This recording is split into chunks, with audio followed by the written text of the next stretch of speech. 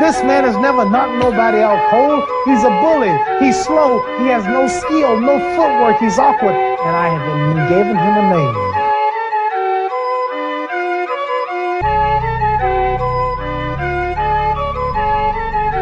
Because he fights. When he's fighting, if you ever watch him in the ring, he drags like that after his opponent.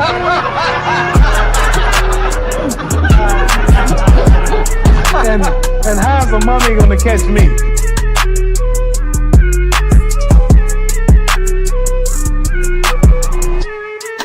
And all I had to do was to go out and beat for a man who had no skill, no class. Seriously, the man had no skill. I don't know why the world is so foolish to believe in him and think that I wasn't going to win.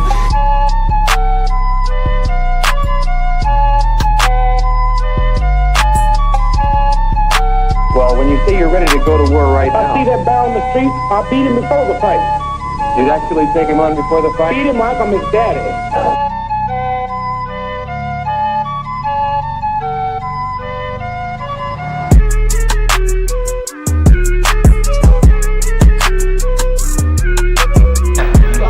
Basketball players out there, football players, they want to beat so bad, they want to get everybody. I'll go to Mars, I don't care.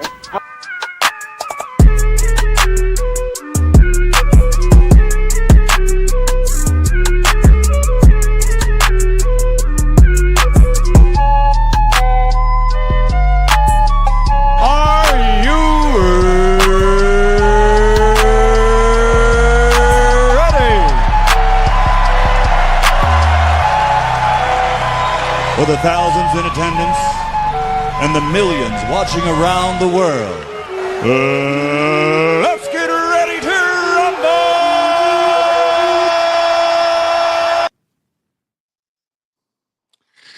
Good morning, guys, and welcome to another episode of the Lights Out Sports Debates, where we dare debate. And today we got the, the requested topic from none other than Sturdy, who nailed the trivia question last week. And he wanted to have an episode where we discuss what type of player, or what type of player would be most impactful, to an NBA team. As far as, what player, like at a position, if we're talking about position-wise, if they excel at their position, defensively, just the best overall player. Who do you guys think it is? Like, we could talk about certain players that exist. If you want to talk about a hybrid player, talking about that too. Other than that, though, that's, we're going to do our best to see if we could tackle whatever he meant. Let me get King's Speech up here. Yo, how's it going, King's Speech? What's going on, man? Happy Sunday, man. Good to see you on. Yeah. Let's see. Happy Sunday. And I want to kind of do a quick one of these guys, not too long, because I'm trying to get some football action going. But as you saw last week, Ro, your boy Sturdy pulled up and nailed the trivia question out of nowhere, and he wanted us to talk about. I guess he said, what type of player would be most impactful to this team? I want to kind of start off a little bit simpler, though. Who do you think was the most, just generically, the most impactful player in NBA history, just from not culturally, but from a team perspective? I'm going to go over Magic Johnson. It's funny because I was debating Sturdy on this last night. Open it? Yeah, pick it up. Hey, you want it? Hold on, what's that up? Yeah. Yeah. Urban Magic Johnson. I was just debating Sturdy on TikTok about this last night. Well, I was debating the whole paddle. And I did. As I say, to me, I think Magic is one of the biggest floor raisers of all time. And the evidence is, when he played in a full season, and I use this in a debate against you. I think he played on 254-win teams, and other than that, he played on 58-win teams. Now, again, right, it's so easy to say that the collection of talent was so easy for them to do, and you're right. That could be right. But Magic, again, I've never seen a guy more versatile and impactful where he's like a chameleon. Like Like literally, he could be whatever a team needed him to be. If they needed a big guy, they needed a power forward, and you obviously point guard is his main role, and he's able to step in so many roles that way. Now, again, I mean, they went from a 47-win team that they were not real contenders to absolute contenders, and they were contenders the entire time he played there. Mm-hmm. I personally think that LeBron, Magic could have fit any team like a glove. You understand what I'm saying? Like, I don't. It's almost like some of these all weather gear, all like no matter what role you needed. And again, you talking about when he needed to jump center and play center throughout the game, he did that. When you needed him to score less and facilitate more, he did that. Needed more rebounds, he did that. I mean, the only thing you can say, and again, relative to era, wasn't really an issue, was shoot from the outside. Never really needed to, but I have a feeling he would just like if Jason Kidd could turn himself into a decent 3-point shooter, so could have Magic Johnson. So that's my guy. I know I joke a lot about hating on Magic Johnson, and no, but to be honest, I don't think that you're wrong. I think that he is definitely at least one of the top 5 most impactful players of all time, and that is in the results, right? Like you go in there and that team, regardless of the roster, because the roster did change, right? It was shifting a little bit, and it wasn't all just the same guys in their prime all the time. Magic was incredible, and he, from that run of success is probably going to be unparalleled. Even if you're talking about the best years, peak prime. I mean, Magic and Larry pretty much did the exact same thing at the exact same time, and it was amazing. Yeah. I mean, so that's a great picture. I'm going to have to say I pretty much always said this, but I'm going to say Shaq. Okay. Just because, I mean, you're drafted to a team that was recently created, right? Mm-hmm. And then they're competitive in maybe one of the toughest Eastern conferences of all time coming in there. And then, I mean, they're competitive. He's dominant. He's in the he checks every box. You're in the MVP discussion your rookie year, and then you're from then on your entire career. And you're pretty dominant. Like you're having success, not necessarily ring count early on, but then you leave that team, and they're garbage, right? And then you go into the Lakers, you turn them around, you get some help, sure, but then they're immediately, and you're so dominant that you basically alter the landscape of the NBA. Obviously, you have the championship success. You have one of the best seasons in league history, 2000, personally. And then, you have the success there. You leave that team, and immediately that team is garbage without you. You leave, they're the worst offensive or worst defensive team in the league. And like you really see your value. You go to Miami, you win a championship almost immediately after that. I'm not saying that Shaq carried the team, but Shaq was definitely the best player on that Miami team a lot of the time. Obviously, Dwayne Wade, that was Dwayne Wade's team. He was the best player, carried them in the playoffs. Shaq was the leader. He was a stadium influence on the team. He was great statistically. He brought that championship experience to that team, right? And so, I mean, I think Shaq was very beneficial everywhere he went. Obviously, you could see the impact in everywhere, just about everywhere he played while he was still relatively prime. Obviously, we know about Phoenix, Celtic, whatever. But I mean, I think it's like if you put just one man, put him on a team, and you want to see like results. To me, and that's not a knock to players who have stayed on their own team, right, their entire career. But I think it's Shaq. But there's no just one answer. Like I said, Magic's a fantastic answer. Shaq is. What did you guys in the chat think? Who was the most impactful player of all time? I think that's a very good debate topic, honestly. Yeah, I mean, I don't disagree whatsoever about Shaq. They were bad. Go comes they're 41 and 41. I know they had pieces like Scott Skiles, Jerry Reynolds, and I've always said Scott Skiles is a top 5 player in NBA history too. I mean, he was a hell of a passer. I will say this: he was a hell of a passer as a coach. he was a little much to deal with, but I think he was a good coach.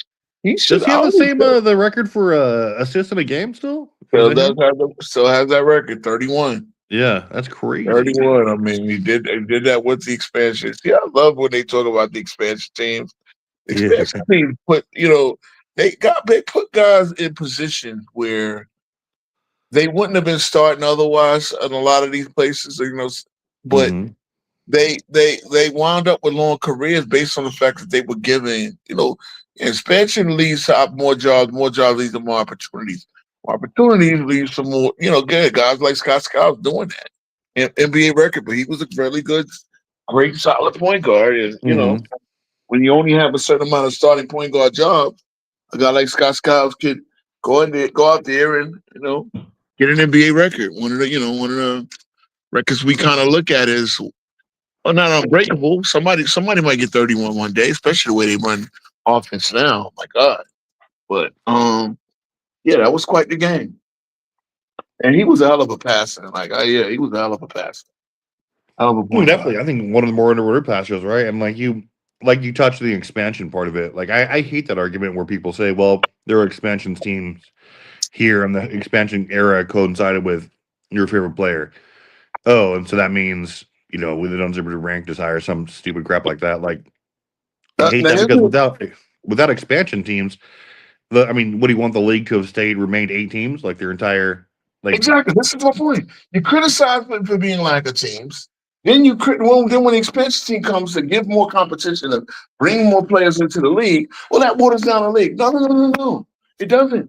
It doesn't. There are a lot of guys that can play who are very good at basketball, and Yeah. Well, waters down the league is when you have 90% of the people who are good not allowed to be in the NBA. Because there's not enough teams or whatever the case is. And so you need more teams so there could be more opportunity. And, ridiculous. That argument to me is just the most, there's more competition the more teams are. So, insane. Question. Yes. Interesting question. We talk about impact. Do you think Stephen Curry, because this is the debate I had with Casual. I'm glad he brought this. I'm glad he, chose this topic. I wish he was here. Probably doing some other thing. Probably on TikTok right now. I was on TikTok right before I came up here. Here's the thing. Does Stephen Curry have more of an impact as a overall player or a point guard? I think it's an overall player. I think it's overall player because he was not. To me, he's not like. He's not. He can facilitate and has, but his effectiveness is. And I know this is a term that gets thrown around, but it's his gravity, right? You know that he's the best shooter in NBA history. He's proven it time in and time out that he's going to shoot a high, he's going to create his own shot. He's going to make a 3-point, he can beat you with the 3 ball at a high percentage on volume. I don't care about his playmaking, but he's not going to pick you apart like Magic Johnson would, right? Like Jason Kidd would. He's not going to just throw the needle to guys. He's not going to pass guys open.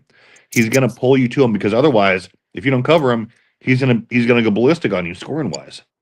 Right, I'm so glad you say that because when you bring up the greatest point guard of all time, discussion that we're starting to have now, it's like if I'm judging point guard by what traditionally a point guard is supposed to do, clearly it's Magic. Now, if you bring in the other things like you just said, it's Stephen Curry, and see that's the thing.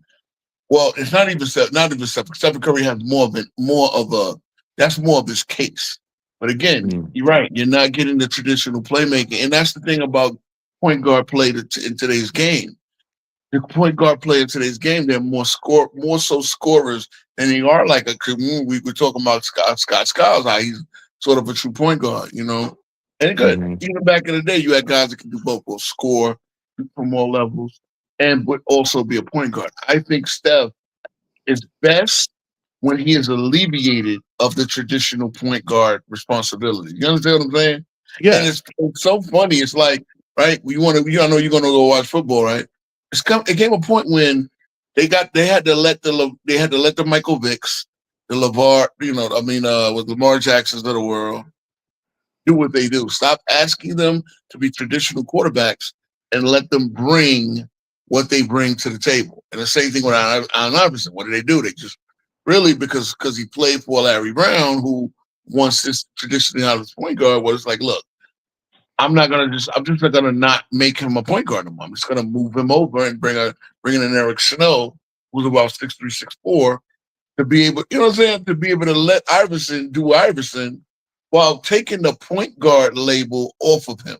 In a way now, because we have so much positionless basketball, no one's asking Steph Curry to, look, he still shares in the playmaking role, but that's not his alone responsibility.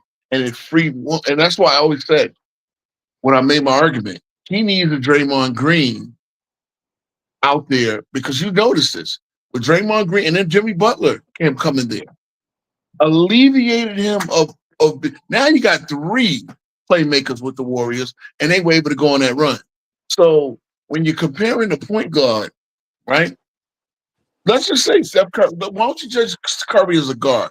Because it really is no comparison if you're judging him as a point guard in comparison to a Magic Johnson, right? There's no comparison if you're judging him as a point guard to a Chris Paul or a Jason Kidd, because those are guys that do what a traditional point guard is supposed to do. But Steph Curry is at his best when you alleviate him. And it's funny because guess who came in that TikTok live and agreed with me? Johnny. Johnny? I was about to guess that. He didn't hear I said, bro, these dudes got me agreeing with a Johnny. You cannot make this up. No, for sure, because at some point it's almost like right now things are so positionless. The actual names of the positions are just something that you say, right?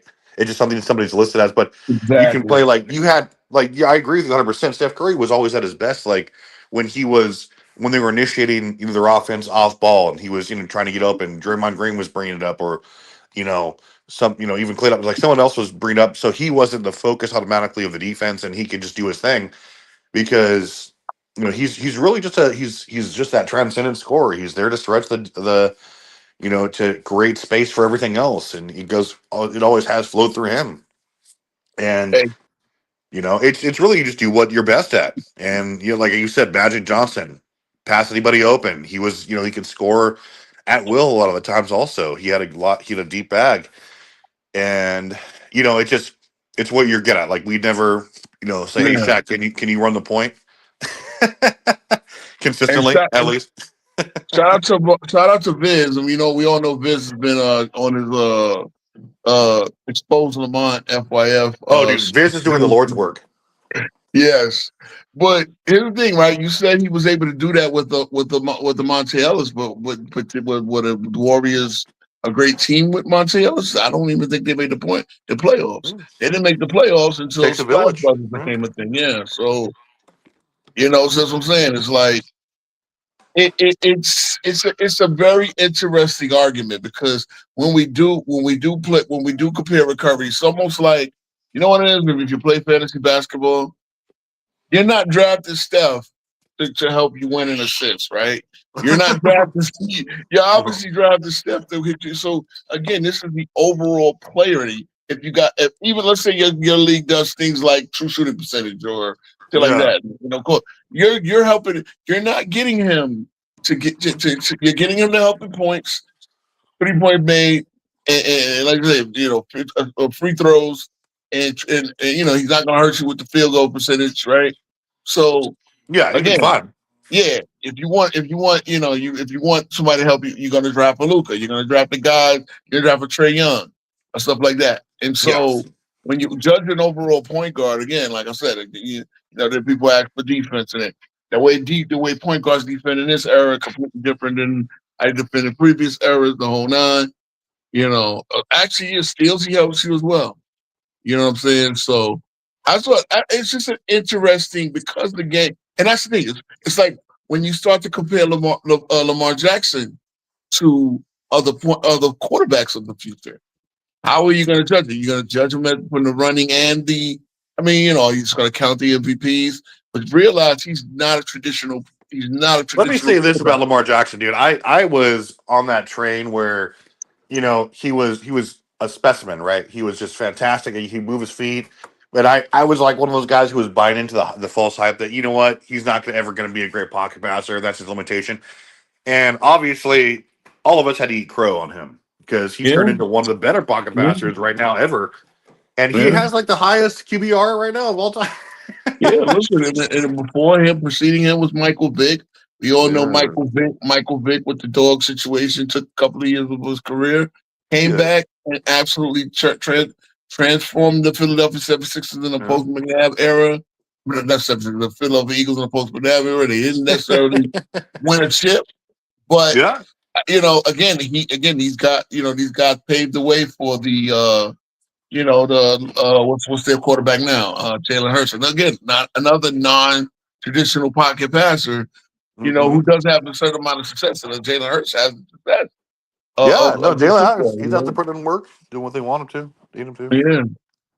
Yeah, Also, so, shout out to Armani. If you guys haven't checked out Armani Vista's channel, go ahead and do it because he is out there putting out fantastic exposure videos, bringing the receipts every single day. Really he's been on a Lamont kick lately, which I think is fantastic because Lamont is really just like the terrible engine that makes that whole situation go.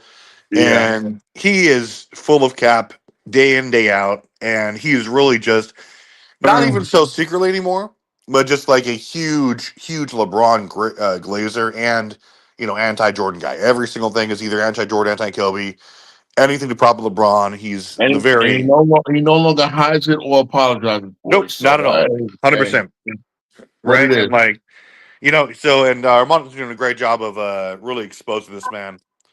And so I think we really appreciate that. Like obviously, it's like pulling teeth to ever get Lamont to debate anything because he's a coward. Doesn't want to do that. Yeah, there was supposed to be a couple of. If Scott is watching, Scott's probably somewhere steaming right now. If Scott is watching, Yeah. we're gonna try to, again, we're gonna try to Yeah, get and you Scott, matched up you with gotta mine. you gotta hook me up, man, with either a better email address because I sent both of them to you, never heard back from you, or like jump in our Discord. Using me as a go, yeah, or do whatever Discord you are. I gotta figure that out because he hits me on Discord asking me to be the go between, and I'm like, yeah. Yeah, no, I mean, Did he want to debate me last night? I was out at a samba party, so I'm like, bro. you know what, Yeah. Scott? If look, Nick says he wants to debate you, but it was just like everything got mixed up because I didn't hear from you, and it was like last minute or whatever. But hit me up somehow. You have my email address. I emailed you or whatever. Like, well, let's just get this thing done. We'll set it up. We'll try to get it for next Saturday or next Sunday, whatever. I'll talk to Nick. But going on from there, and I mean, yeah, any one of you can call any of us, and we're happy to debate. We always want the smoke, and we'll debate anyone on anything, generally speaking. But we had here. I mean, yeah. So somebody said Bill Russell too. That's a great. I mean, yes, obviously Bill Russell, 100%, right? Floor mover. That was a lot of times. I think that was one of my go-to guys for most impactful. But I mean, there's not really any wrong answer. That's going to be a great debate topic as well. Yeah. What impact? Because I had a discussion on Rodman. What impact does Rodman have? And he's a very interesting case. Again, I always call him the greatest role player of all time, and that's not enough. I mean, he was a superstar role player. What He do was a people want superstar. from Rodman? Like are they trying to? I see people. This is Well, my thing with Rodman. I heard a young man say he had no offense. This was a Friday night TikTok where he provided nothing offensively, and that's like, while I understand, like, yeah, you were never getting 20 points a game out of Rodman. I mean, you in a perfect world, maybe you could have, but yeah, not in the NBA that he was used then, and then they say now. I mean, honestly, bro, like he's a guy you don't have to run plays for, Yeah, but offensively, he's going to give you an impact. he's going to get you Obviously, like 5 or 6 more possessions at least each game, right? exactly.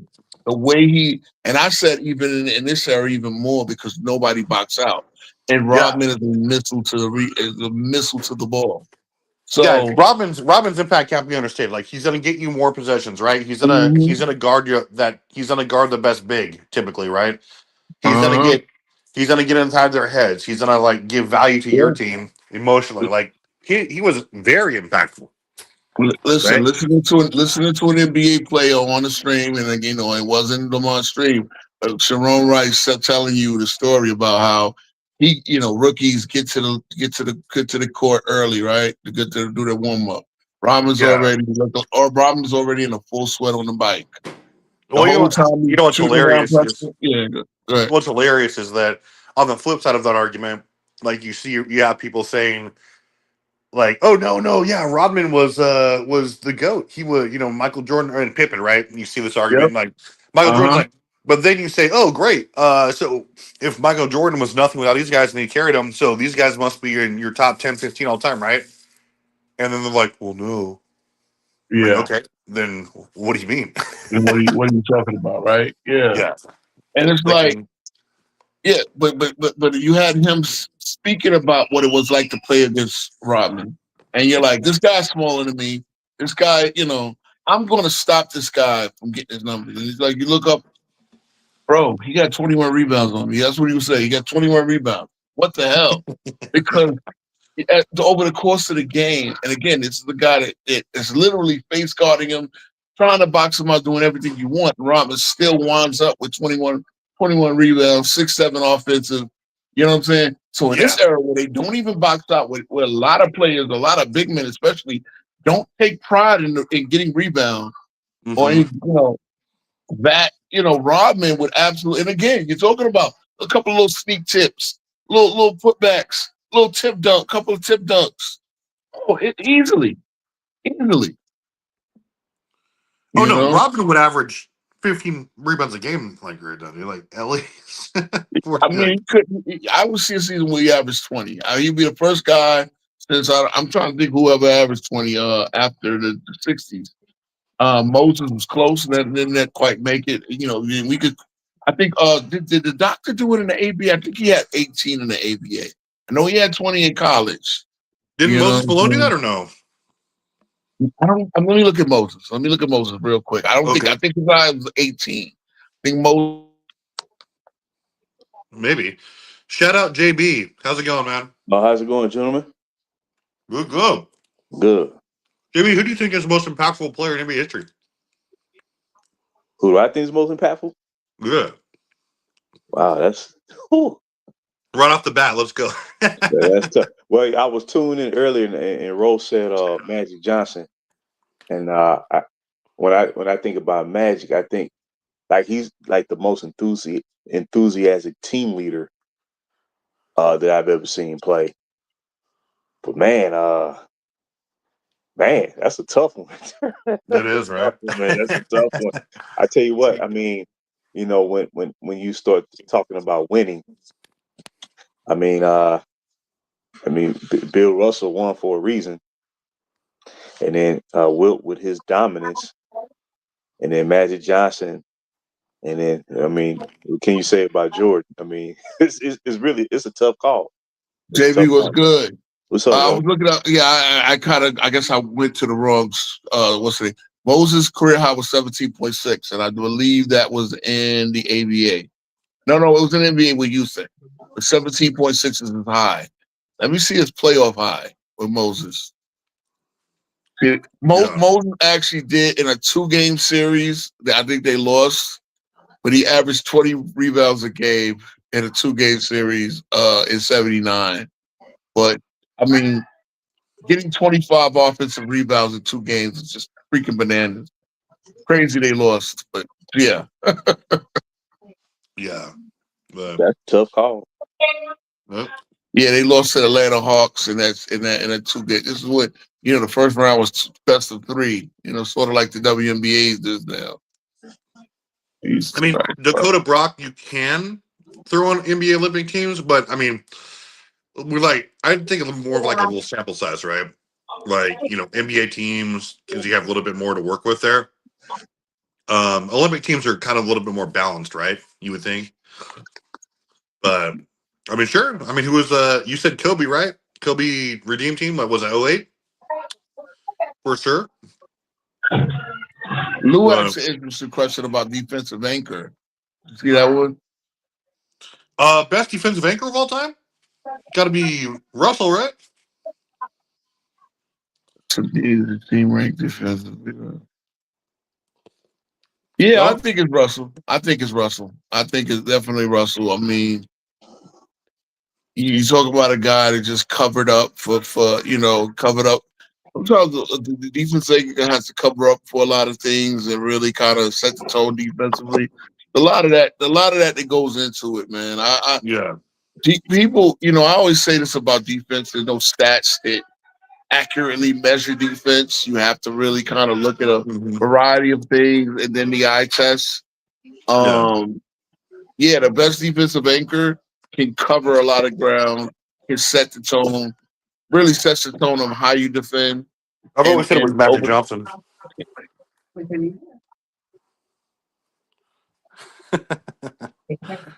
you need to cover up even Magic Johnson. You needed a coup. I know. I get it.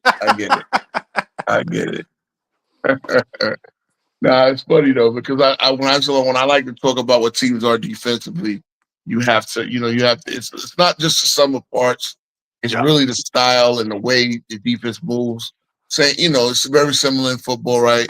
You can have all pros all over the place, but you have a bad defensive coordinator who doesn't put the right formations out there, and they can get gashed up. You know what I'm saying? So. Yeah. Very similar in basketball, where especially you got constant moving parts. That's what I don't want to. I don't want to talk about this guy and his lack of defensive impact over the last decade, but yeah, it's been something that his teams had to work around, and you know what I'm talking about. Yeah, no. And guys, at this point, because that was, this was an answer to Sturdy's question we're kind of discussing, but feel free I'd like to do a little Q&A for you guys here. So Oh yeah, the hey, link is in anything there. you Hold on, wanna... let me put the link in my Oh stream yeah, as go well. ahead. Yeah. There you go, I dropped guys. it here. Yeah, the link's down, guys. So if anyone wants to do any Anybody Q&A, watching on Twitch as well, we got Twitch in the house. yeah, no, absolutely. Whoever, any questions, anything you guys want to know, 100%.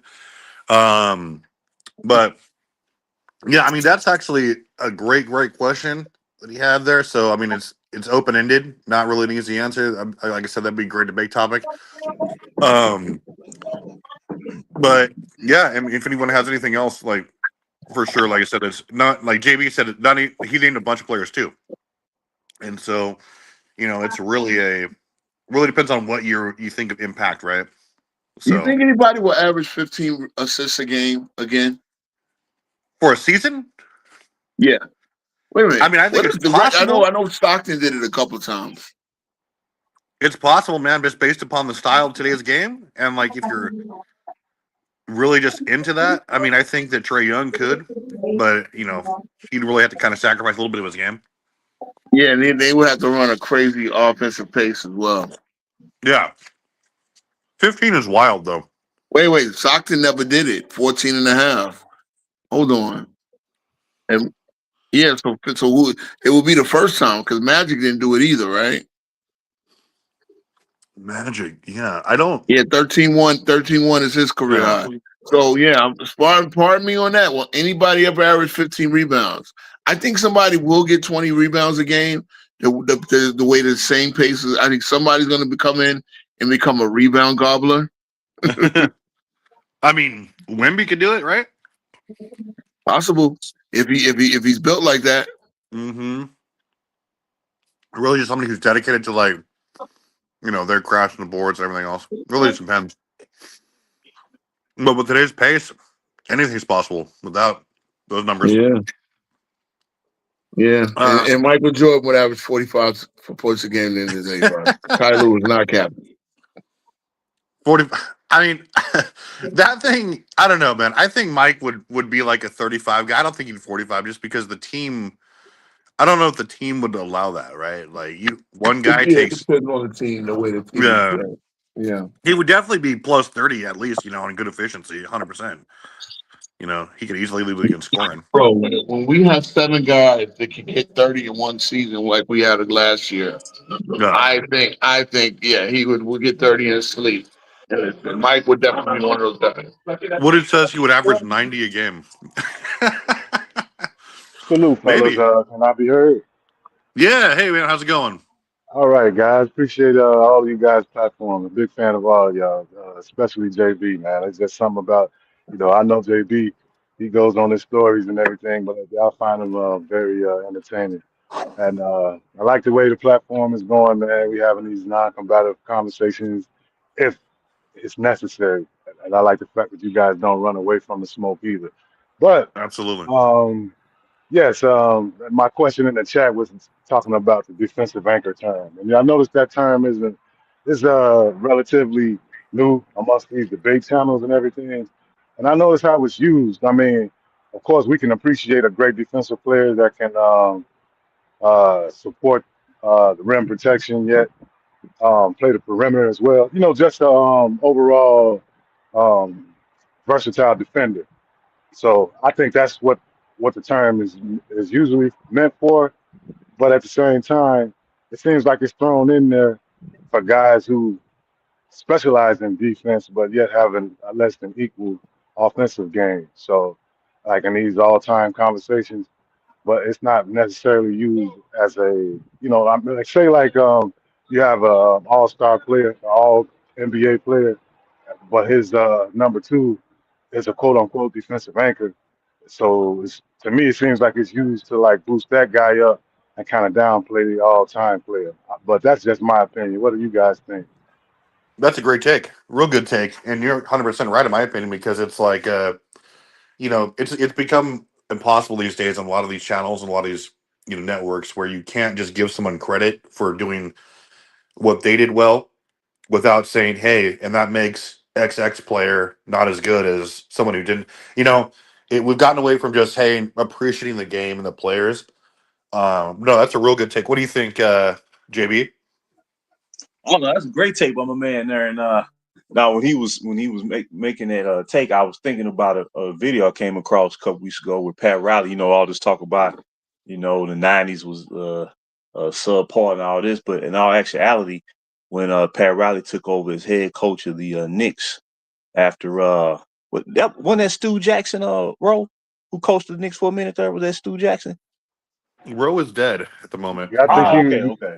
I think Yeah, I he was think right he before. you're right, coached the though. team after Rick Pitino, and then Right. Pat Riley I took think it was over. before Rick Pitino. I'm not sure, but go ahead. My fault. Yeah, and he took over the coaching ranks for New York. And the first thing he was talking about how much more competitive defensively the NBA became in the '90s, where they emphasized closing out on the jump shooters and stuff. And this was a common habit that he reinforced to his team. And I really think the reason why it became more of an emphasis on defense, not saying that they never played defense back then, because they did, but I'm just saying I think the greatness of Jordan actually led teams to conclude the only way that you can really have a chance against that guy, you have to ramp up the defense, especially what the Pistons try to do to him, before the Bulls overcame it. But yeah, I do think they may overemphasize the defensive prowess of players today, when it really should be commonplace to try to downgrade the players of yesterday. And yeah, I do agree with that. Okay.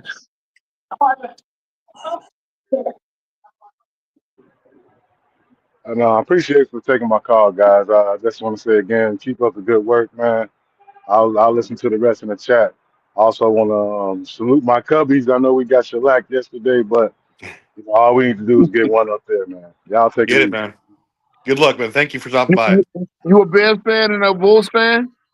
Yeah, Bears fan, Bulls fan. I'm from a time where sports was a little more equal as far as like sports fans and everything else. So I just grew up being a fan of all teams in the city and not just, a quote unquote basketball fan or quote unquote football fan. So yeah, man. He's a real fan. Yes, sir. Yes, sir. Yeah, I feel you. Hey, go Bears today. Go Bears. Thanks, man. No, the Bears not playing. They're on a bye week, but We'll My take this dumbass time thinks to so. kind of we'll take this time to get a little healthy and maybe like try to build off a great win we had last week. I'm not expecting playoffs or anything like that. We're just trying to take the next step. But That There you was a go, good man. win. That was a good win for the Bears last week. Hell yeah. By the way, Bears was one of my Washington is my squad, but I used to always love the Bears because of Mr. Walter Payton, the legendary Walter Payton. So I always love the Bears too. Absolutely. I like the Bears when they beat the Packers. Fantastic. Interesting enough, I might not have a crazy legit reason, but I do got your Bulls right on the cusp of the plan, and I think I think the Bulls is. I tell you this Buzelis kid. I like what I see from him. Right, he's very athletic. He's only 20 years old. He is your future, right? And between him and Kobe White, and I think with Vucevic there, I think they got a chance to be pretty competitive this year. But either way, Chicago is where they at, man. In the big Hey, go Dakota Cubs. Brock, don't be embarrassed of your pack. You guys hung 40, but I mean, just tell your defense to make a stop. One stop, right? Your offense looks fine. But God I damn mean, it. Angry O Hoops is going in on Bronny with his 8% Man, preseason debut. AOH, I'm telling you, man, that dude he be illustrating some funny videos, dog, but he be right on the money though, man. Right on the money. yeah, I like. I mean, it's you got to have the balance, right? You have like the LeBron's the best player ever, and he's done nothing wrong on that side. And then you got to have the the LeBron blows and Mike's.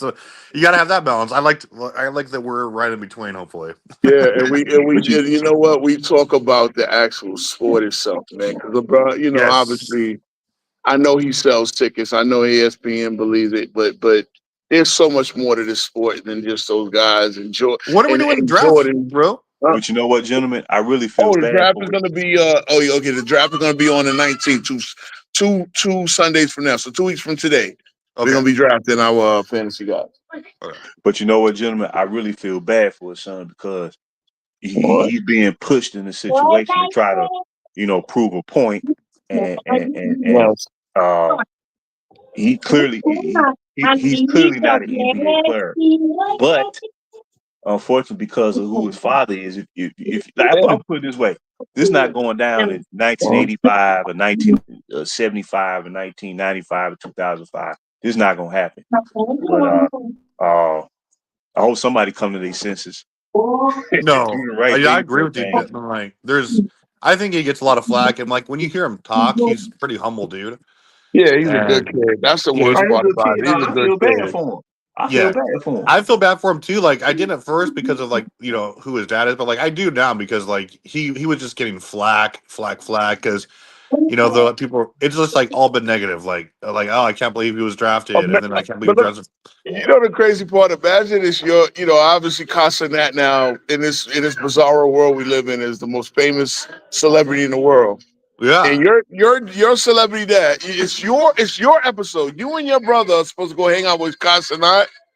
And guess who the episode becomes all about? Your dad. And he's up there twerking it up with all the TikTok teeny boppers and this, that, and third, while he's nursing this injury that's keeping him out of preseason games and practices. You can't make it up, bro. Yeah, I honestly hope he bounces back. I mean, has a decent season, honestly, gets more minutes this year. Yeah, because he could be the most impactful second round pick of all time, but if his dad to get out the way. Yeah. LeBron's going to be washed this year, don't worry. Most impact. Oh yeah, and I think it's obviously this is crazy. The most impactful second round pick of all time is one Nikola Jokic. Wow. Oh yeah. Thanks, Phil. Oh, yeah. Hey, Bubba. I remember when I first saw Jokic play, because I think he was drafted in 2015, if I'm not mistaken. 14. Was it 14?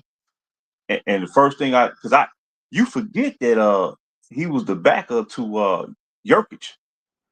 Nurkic.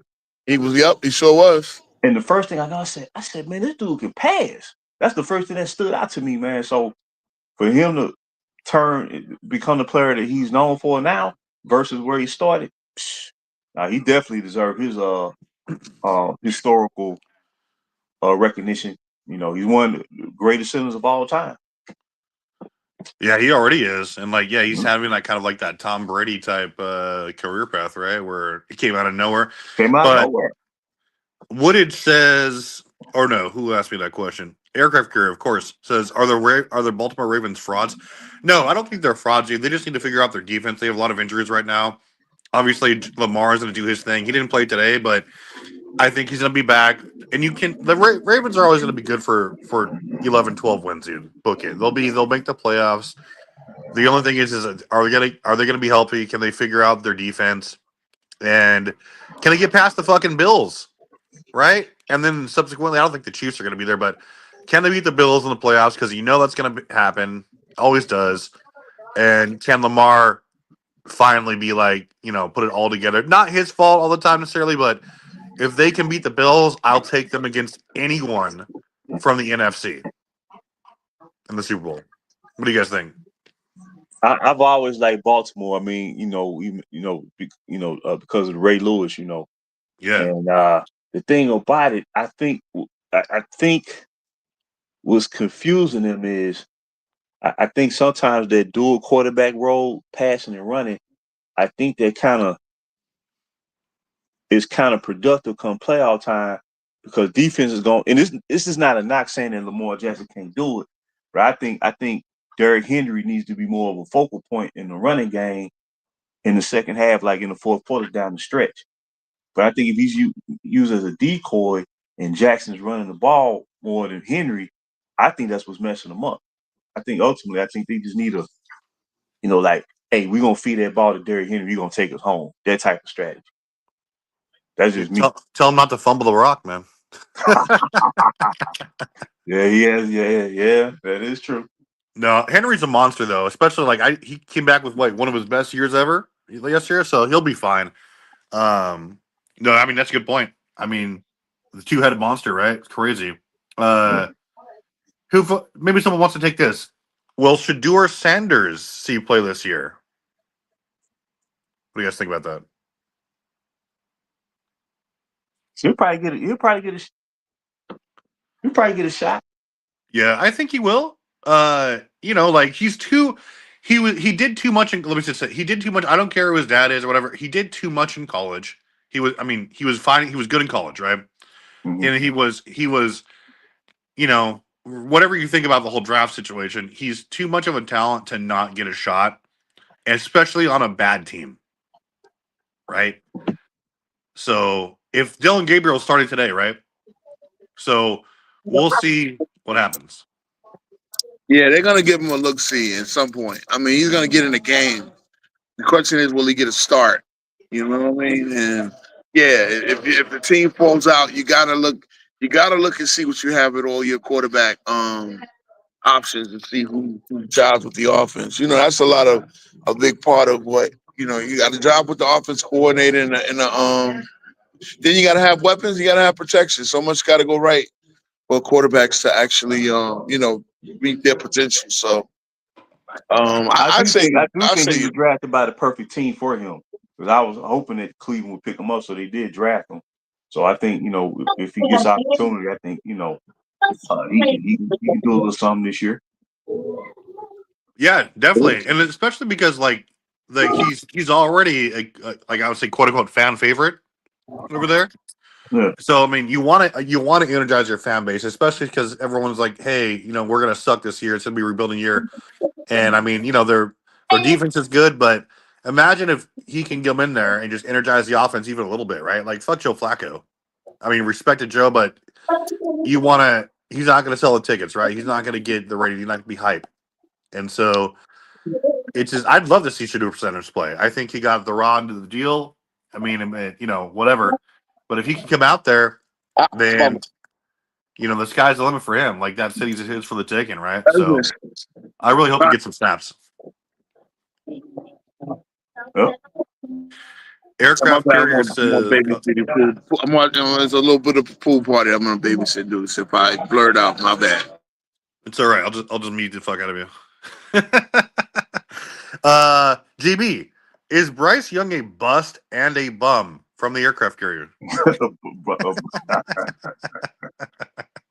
Man, I tell you, uh, I mean, he can't. He into the NFL, man.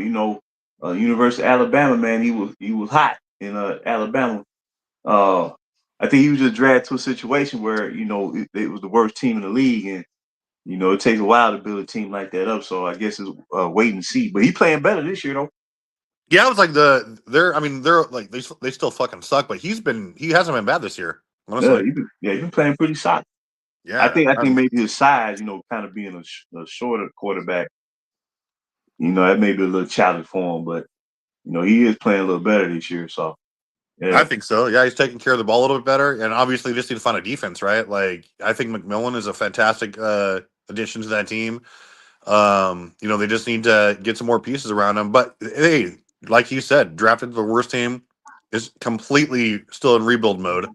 Yep. And like they're not going to be division contenders, but it's almost fun. I think because you're like you want to see this young talent gel, and like there was a lot of pieces that went into that team today. Like it's almost a whole new team, right? Yep.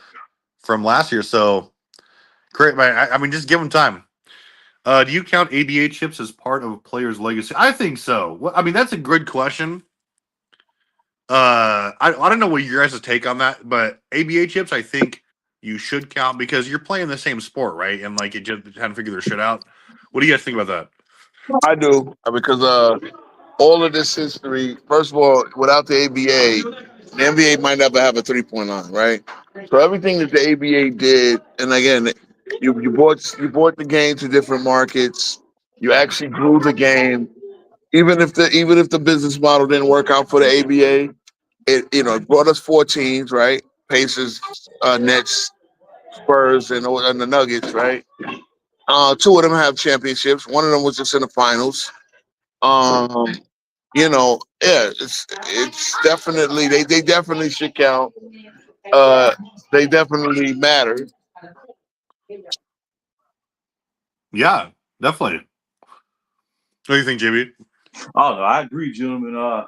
Like I said, yeah, I believe because you've had so many great players from the ABA that help really elevate the NBA. Going into the late '70s, going into the '80s. From Dr. J to George Gervin, Otis Gilmore, even like a player like a Bobby Jones. Legendary players, man. So yeah, I believe it should, no doubt about it. Yeah, definitely. Is that thing still in the works where they're going to try and move the stats over for their actual records? These guys, because I was hearing that was. I hope so. I hope. I know they did it in baseball with the Negro leagues. All the black baseball players from the Negro leagues, they're going to include their stats as part of Major League Baseball history. I think that's a good thing. I mean, they should key off the MLB because I think, there's no reason not to do it, right? Yep. Like they were standing. I mean, there's the same thing, playing the same sport. I mean, and I think if they did that, I think that Dr. J would probably be a lot higher on most people's list, right? Among other players, obviously. But and to tell you the truth, I think Dr. J arguably is the league's greatest ambassador to the game. I really believe that. And I'll tell you this, I definitely have Dr. J. Where I rank Dr. J is based on what he did in the ABA. Again, he carried that league. Again, it's part. You got to realize the ABA, whatever it was, however successful, and whatever styles it brought to the game, absolutely contributed to what the game is now. Right? It absolutely, again, the 3-point line originated in the ABA. Without the ABA doing a 3-point line, you might not have a 3-point line in the NBA, which is revolutionary in the NBA today. So everything that happened before is pioneering to the game, right? It's like these pioneered the game and changed the game for the better. So how do you not count that when that was competitive professional basketball? It split up the talent pool, but then you know what it also showed?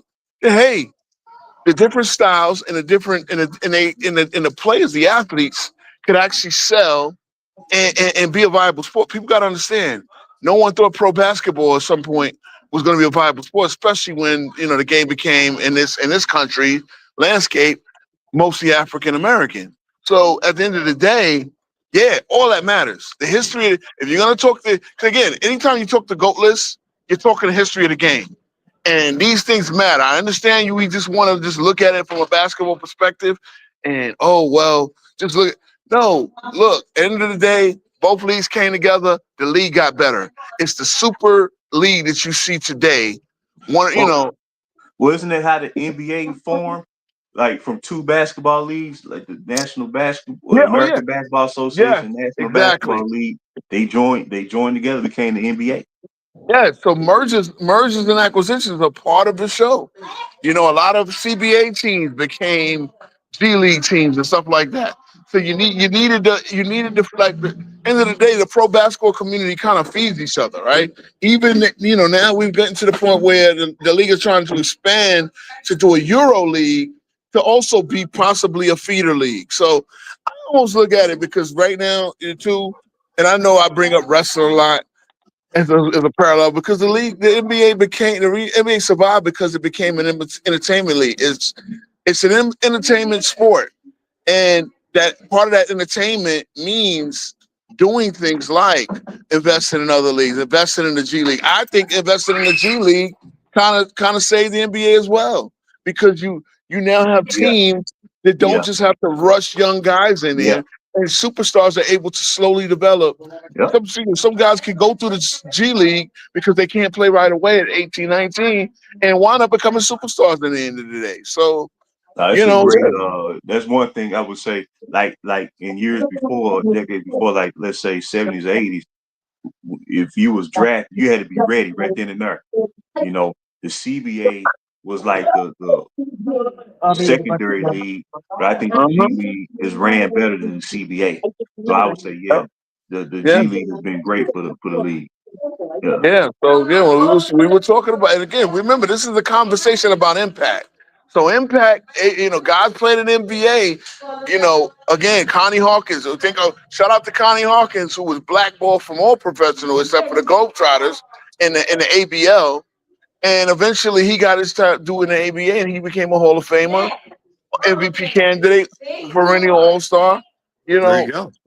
yeah, and he's so being able to not just ride away and playing another league was allowed for us to see an all time great. So yeah, it's just all this matters, man. All this matters. It's pro basketball. Remember, and there's no such thing as the NBA Hall of Fame. It's the Naismith Hall of Yeah, Fame, meaning it exactly. takes into account the whole basketball community.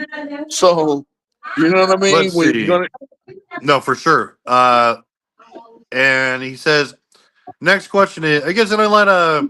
Oh yeah. So Ro, he said he wants to know what was Connie Hawkins blackballed for. Connie Hawkins was blackballed, but for one of the things that are even to this day, right? Especially now with gambling, and this is going to be a hot button issue for the NBA as well.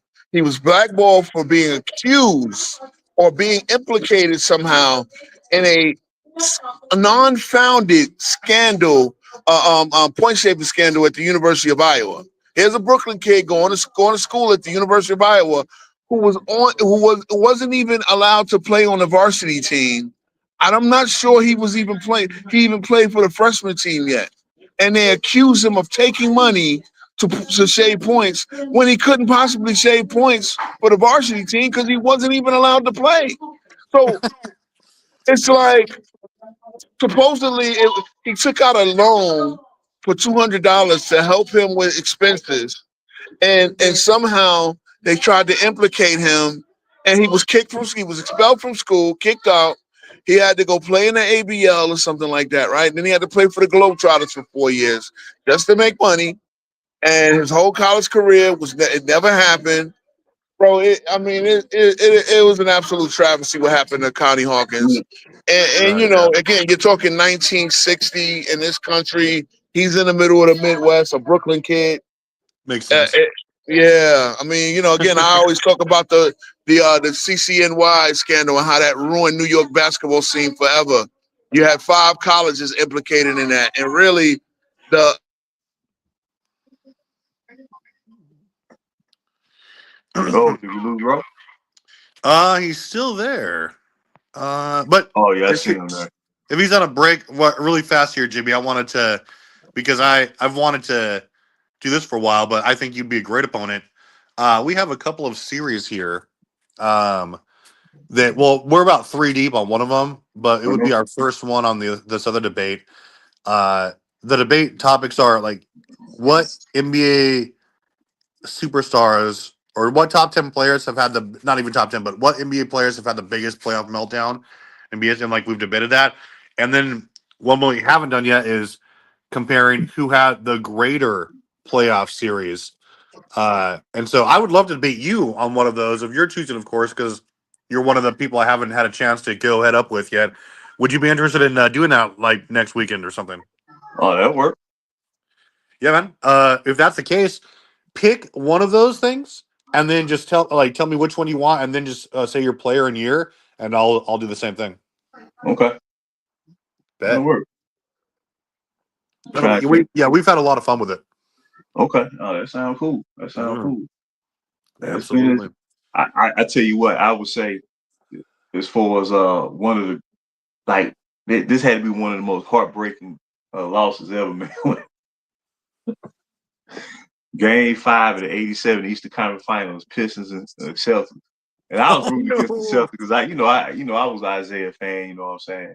Yeah. And they had the victory red in their hand, man. Remember that Bird drove the ball to the baseline, and then I think Mahorn blocked his pass, and then I think he blocked it, and then they was trying to cover the ball before it went out of bounds, and I think it bounced off of Jerry Seastein's leg or something like that. And then the referee said Detroit ball, and then they got frantic, and they had the game, and then Isaiah threw that pass in bounds, and Bird came out of nowhere and stole that ball, and then Johnny Moe, still by Bird, underneath the DJ, lays the ball, it goes in, oh my God. Iconic. Bird. That shit had to be gut wrenching, dog. And then like Danny Ainge said, he said they forgot about Larry Bird. They forgot about that. They super did right there. They cost him the series. 100%. Man, but that just shows you, man, Larry Bird, man, he said he ripped your heart out, man, because you didn't see him, and all of a sudden he wasn't even in the camera view, and all of a sudden, man, he just appeared out of nowhere and steal that ball, dog.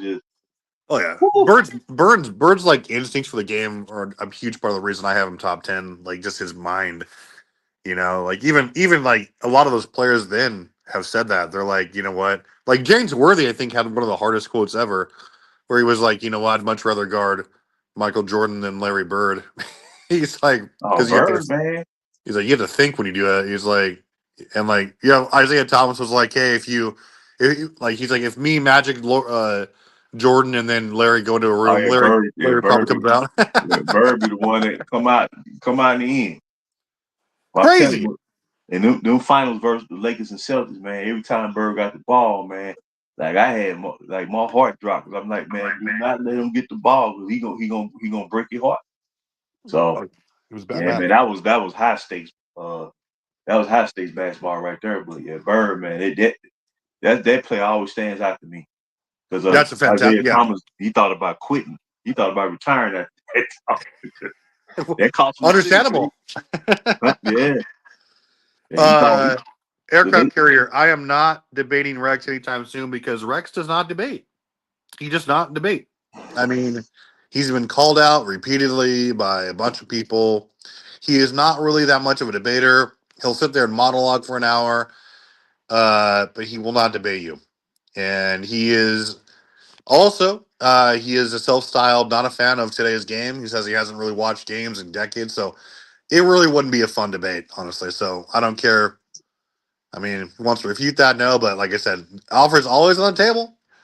I've had like 3 different people come to me wanting to debate him, and he never steps up to the plate. So it's up to him if he wants to do that.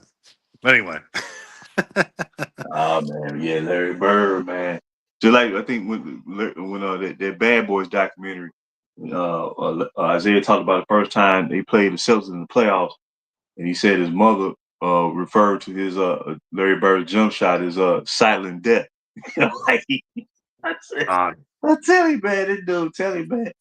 He was a terror, man. He was a terror, and probably the greatest trash talk in league history. Some of the Easily. stories you hear about Larry Bird trash talk. Yeah, and he'd go out there and scrap with people like he wasn't afraid. He was one of those guys, one of them ones, right? Man. And I mean, it's crazy, but aircraft carrier. I mean, hey, yeah, we're talking about Larry Bird. I mean, LeBron over Larry Bird. I'd say it really depends on. I'm taking Larry Bird before I draft LeBron, 100%, just because I'm looking for what Larry brings me, right? Like he's a better shooter, he's a better rebounder. I think he has a smarter IQ or higher IQ, but the reason why I think a lot of people have over LeBron is just their sheer resume, right? Like, how are you ranking these players? That's what I want to know. If you have Larry Bird over LeBron, no problem here, no hate. But I just like to know how do you rank players? That's the only question. You know how I got Larry Bird over him. Larry Bird doesn't pay the loser's tax. No losers tax. But again, I'm hard on my all-time great who are in situations where they're in their prime, have considerable help and fail. So one of the things that I'm going to look at is a guy like LeBron James being in his prime, having considerable help and failing a couple of times, as we know. Even if I can forgive you for the first 2 times, and as rookie, and obviously, right, no rookie that's drafted number 1 is expected to come in and especially at 18 years old, right, take a team to the playoffs right away. I don't care what his numbers are. Second year, again, but 2019 and 2022 will forever be on LeBron James' tax. He has to pay that tax. It's like teams got to pay the luxury tax, second apron, first apron taxes. LeBron's You're paying one of that those tax. guys, bro, who holds their losses against them too, though, right? Yes, I do, but not just okay. Put it this way: losses, expected losses. Like you can't get mad at LeBron. I mean, at Bird for losing twice to the Lakers, right? You can't. Lakers were one of the worst teams of all time. What do you mean? I mean, again, the only team he lost to was Showtime in the finals. Now the other the 2 of the once he beat Magic in Showtime, and the other 2 times they beat Houston, and then they beat both times they beat Houston. 81 they beat Houston too, right? Yes. Yeah. So you beat 2 different iterations of Houston Rockets, but you still beat Houston twice, and then you beat Showtime. They do the Sixers? What do you think about that, JB? This man, and this is one of the other things I disagree with Ro about. Like he says he uses it across the board, but he uses their losses, right, to rank some of these guys. What do you think about that? Well, doing that time in the 80s, man, like, if you lost, like when Magic lost in the finals, he lost to an all-time championship team. If Bird lost in the finals, he lost to an all-time championship team. So it wasn't like they never like really got now I will say, we lost to Houston in 81 and 86 when in 86 when Sampson hit that killer shot and Michael Cooper collapsed to the ground. No, that was Michael. Upset. That was an upset, but I mean, at least they was getting to the conference finals, And Houston always matched up historically, has always played the Lakers tough, But if you lost you pretty much lost to an all-time championship squad. Yep, no, that's a great take. An aircraft carrier. I mean, if I have LeBron as the GOAT, it's not because I think he's a better player than Larry Bird or any player that I rank. It's just you have to go by to my opinion, the way I rank players is the totality of their resume, right? I mean, like I said, I would not draft LeBron over 5 or 6 other players first, right? Like I said, my first overall pick ever is going to be 70s Kareem, and then probably Larry Bird. Give me Hakeem Olajuwon instead of LeBron. But I go by their. You got to just go by their totality of what they've accomplished, right? I don't think that's a terrible take. Now keep this in mind, Travis. When I say losses, I'm not the one talking about his 6 finals losses, right? There's stories to each one of them. But I'm talking about the ones one of them I'm going to give him a problem with is 2011. Everybody should. 07, I give him largely a pass. No, Mavericks were the best team ever assembled in 2011. I mean, look, yeah, we debated that, boy. We debated that. That was another one. When I got Johnny telling me Mike Miller was one of the best role players added in 2012 when Mike Miller was firmly there in 2011 with with Miami, I just, I mean, I had to. This is my first time saying, you know what, guys, I can't do this.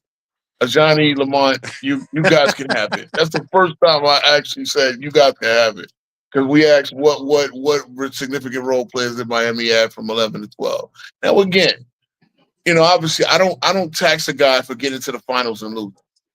I don't even tax him that much for getting to the finals and getting mollywopped twice. I mean, it's going to be a separator when Kevin Durant is dropping 35 on your head and it gets to the point where you're not even guarding them at the end of games. All right. But I am going to, like I said, when you started the season, the preseason, as the overwhelming favorite to win your conference at least, and you don't make the playoff, you're going to pay some tax. That never happened with Larry Bird because Larry Bird never missed the playoff. Larry Bird never played on a losing team. Larry, again, there was a one team where he played 6 games with the bad back over, paving his mom's driveway.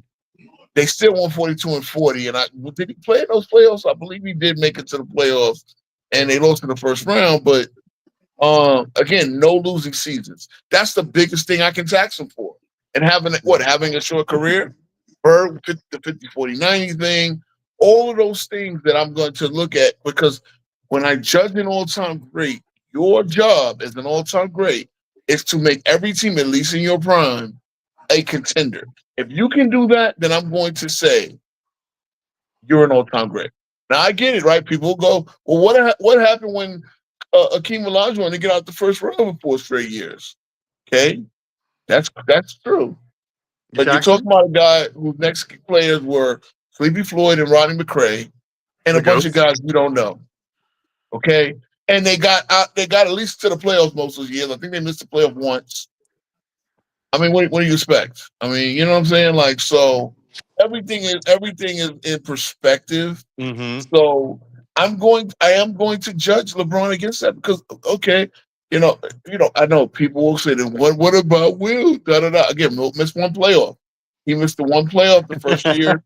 His team had to relocate across the country, and he lost 2 of his best Hall of Fame teammates because they didn't feel that they wanted to relocate to San Francisco. They were Philly guys. So Paul Arizin said, "I'll hang it up." And that should count for something. Again, I don't really care that you do that, and like I don't think it's bad. I just, like I said, it's so hard in my opinion to do that for every player. Because different taxes for different players, right? Like sure, we all don't play this. It's like go back to the beginning of taxes, feudal era England or whatever, wherever the idea of taxation came from, right? Well, different people are going to be pay different taxes on different things, right? Not everybody's going to pay the same tax, and so therefore, I'm going to look at your career and look at your expectations and look at the bottom line is you are giving you're giving a considerable squad. You're in your prime. Lead the team to the play again, LeBron. Lead the team to the playoffs. The 2 times he missed the playoffs, and both of them were in LA. Now we're talking to Mr. JB, who was a Laker fan. Both of them times were in LA. You weren't even the first team out. You weren't even the first team out. It was a team ahead of you. So you just want to get in the 8th seed, bro. But then again, the other meltdowns, the other finals, all of that's got to, because again, right? Okay, Wilt certain times where he couldn't hit free throws, all that. Those taxes are little taxes. Same thing with Shaq. I taxed Shaq recently when I figured out shout out to Woodage when you reminded me this guy got swept 7 times in his career. No dominant player like Shaq to get swept 7 times in the NBA in an NBA playoffs. Sorry. Hold on, aircraft carrier. Now I know you didn't watch any of those shows with me on it, man, because when they said that crap about LeBron, I was the only one saying no. Well, they said, "Oh, he's the GOAT because of Player of the Week and Player of the Month." I was the one that was going against all of them and the chat and all the bullshit because I was like, "That's horseshit." Like that's the dumbest possible thing you could possibly say.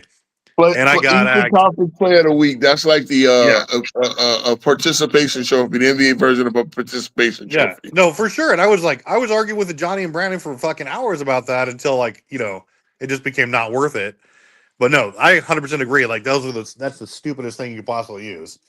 Oh, and And remember, fellas, about Bird, his rookie year, he led the greatest turnarounds for victory oh yeah, totals. big 28, time. I think it was 28 wins to 60 wins. And then he led one of the all-time greatest teams in league history to the championship, 86 Celtics. That team that's a historically great team right there. Historically great team. Dude, that's one of the reasons I say that Larry Bird. I have him over Magic Johnson all time. So I think he did more. I think he was the better player. Debated Dart about that too. I don't know. Well, I remember Magic said once, he said, everybody else we feel we can beat, but the one player I feared most was Larry Bird.